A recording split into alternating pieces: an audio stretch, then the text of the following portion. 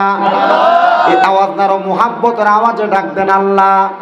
এবার দুইটা হাত তুলা পড়েন না ইয়া রাসূলুল্লাহ। এবার মুহাব্বতের আওয়াজে পড়েন না ইয়া ওলি আল্লাহ।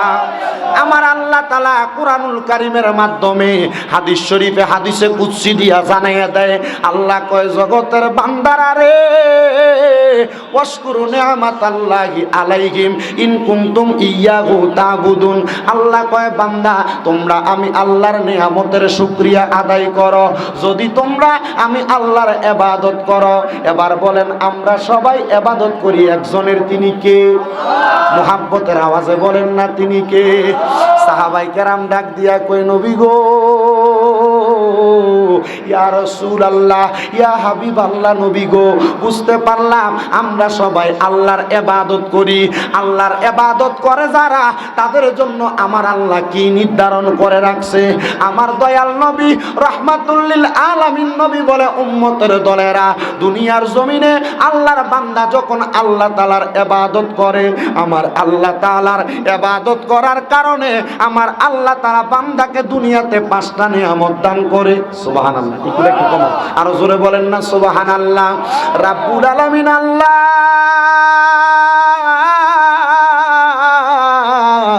আপনি আপনার বান্দা যদি আপনার ইবাদত করে আপনি আপনার বান্দাকে 5টা নিয়ামত দান করেন। সাহাবায়ে কেরাম ডাক দিয়া কই ইয়া রাসূলুল্লাহ ইয়া হাবিবাল্লাহ, নবী গো আপনার কাছে জানতে চাই আপনার উম্মতেরা আল্লাহর ইবাদত করলে আমার আল্লাহ 5টা নিয়ামত কি দান করে। এবার আমার রাসূল ডাক দিয়া বলে সাহাবায়ে কেরাম তোমরা শুনে নাও।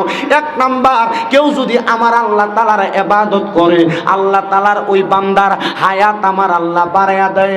ও আমার দনপুর দক্ষিণ পাড়া এলাকার ভাই বাবারা বন্ধুরা, শাহপুর দরবার, পানুয়া দরবার, মাঝভান্ডার দরবার, বিভিন্ন দরবারের আশিকিন জাকিরিন ভক্তবিন্দুরা একটু মনোযোগ দিবেন।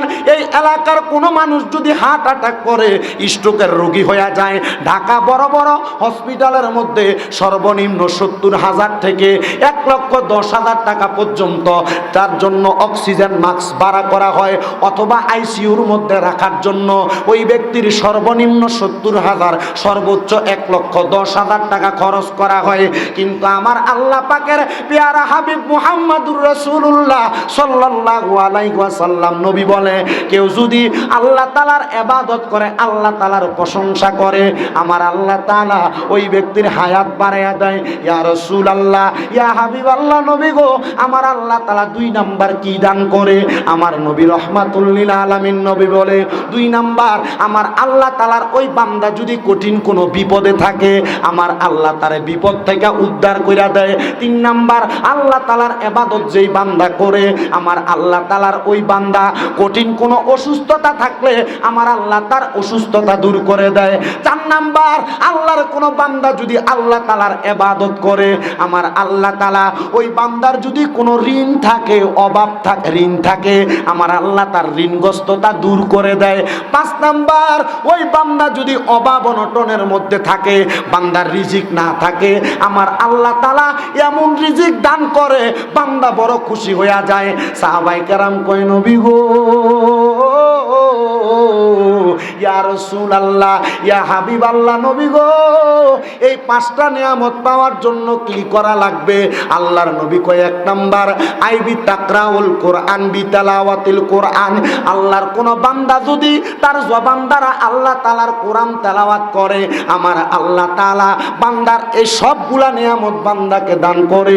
আসেন আমরা সবাই মুহাব্বতের আওয়াজে ওই আল্লাহ তাআলার কোরআনের তেলাওয়াত করি। ফি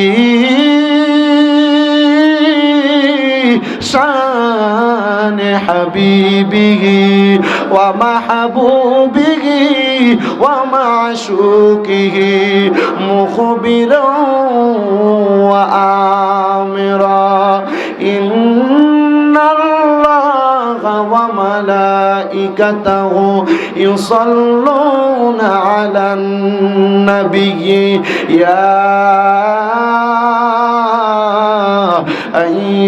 আইয়ুহাল্লাযীনা আমানু সাল্লু আলাইহি ওয়া সাল্লিমু তাসলিমা।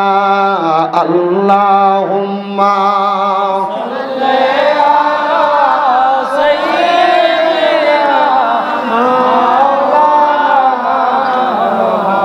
আলা আলে সাইয়্যিদিনা। আর একটু জবান খুলে মুহাব্বতের আওয়াজে পড়েন আল্লাহুম্মা সাল্লি মাওলানা মুহাম্মদ ওয়া আলা মাওলানা। দুই নয়নের রাসূল পাক দেখিলে কেমন হতো, দুই নয়নের রাসূল পাক দেখিলে কেমন হতো। জন্ম আমার নবীর যুগে হলে কেমন হতো, জন্ম আমার নবীর যুগে হলে কেমন হতো। দুনয়নের রাসূল পাক দেখিলে কেমন হতো, জন্ম আমার নবীর যুগে হলে কেমন হতো, জন্ম আমার নবীর যুগে হলে কেমন হতো। আসতো বেশে হাজেরাতে বেলালের মধুর আযান, যেইয়া জানেছিল এমন প্রেম মুগ্ধ রহমান। দয়াল নবীর পিছে নামাজ পড়লে কেমন হতো, দয়াল নবীর পিছে নামাজ পড়লে কেমন হতো, জন্ম আমার নবীর যুগে হলে কেমন হতো।